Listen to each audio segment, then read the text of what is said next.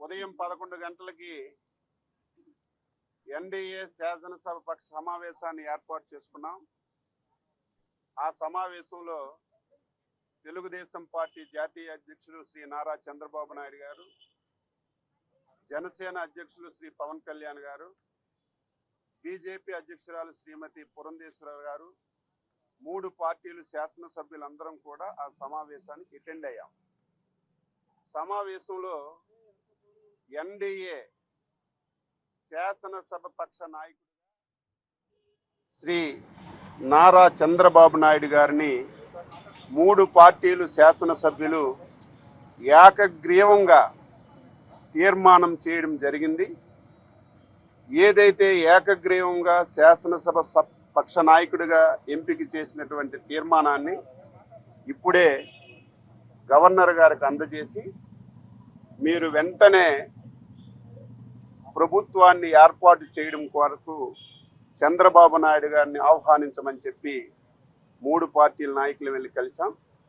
ఆయన తొందరగానే ప్రభుత్వ ఏర్పాటుకి ఆహ్వానిస్తామని చెప్పి మా ముగ్గురితో కూడా చెప్పిన విషయం మీ అందరికీ తెలియజేస్తున్నాను. ఉదయం 11 గంటలకి ఎన్డీఏ శాసనసభ పక్ష సమావేశాన్ని ఏర్పాటు చేసుకున్నాం. ఆ సమావేశంలో తెలుగుదేశం పార్టీ జాతీయ అధ్యక్షులు శ్రీ నారా చంద్రబాబు నాయుడు గారు, జనసేన అధ్యక్షులు శ్రీ పవన్ కళ్యాణ్ గారు, బీజేపీ అధ్యక్షురాలు శ్రీమతి పురంధేశ్వరి గారు, 3 పార్టీలు శాసనసభ్యులందరం కూడా ఆ సమావేశానికి అటెండ్ అయ్యాం. సమావేశంలో ఎన్డీఏ శాసనసభ పక్ష నాయకుడు శ్రీ నారా చంద్రబాబు నాయుడు గారిని 3 పార్టీలు శాసనసభ్యులు ఏకగ్రీవంగా తీర్మానం చేయడం జరిగింది.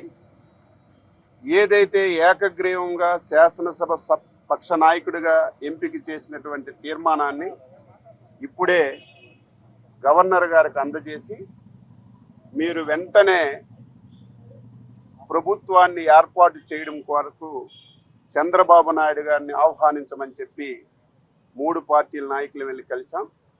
ఆయన తొందరగానే